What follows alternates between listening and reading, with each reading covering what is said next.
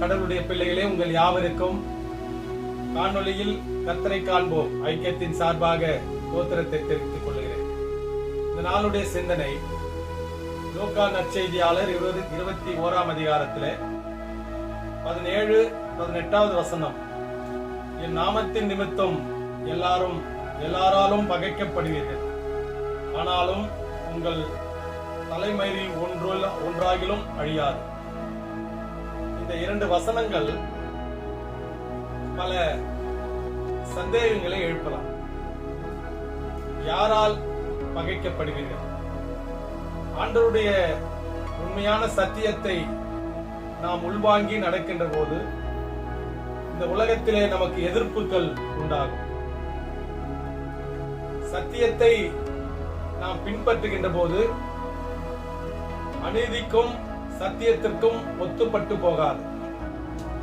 எப்படி தாமரை இலையில் தண்ணீர் நிற்காதோ அதுபோல இந்த உலகத்திலே அநியாயங்களுக்கு, அக்கிரமங்களுக்கு, தவறான போக்குக்கு ஆண்டவருடைய சத்தியம் ஒத்துப்போவது சாத்தியமே கிடையாது. ஆகையினால் எல்லாராலும் பகை உண்டாக்கப்படுவோம். திருச்சபையிலே உண்மையாயிருந்தால் பகை உண்டாகும். ஊழியங்கள் உண்மையாயிருந்தால் பகை உண்டாகும். அப்படி மனிதர்களை திருப்திப்படுத்தினால் பகை உண்டாகாது. கடவுளை திருப்திப்படுத்தினால் பகை உண்டாகும். அதைதான் இங்கு பதிவு செய்கிறார்கள்.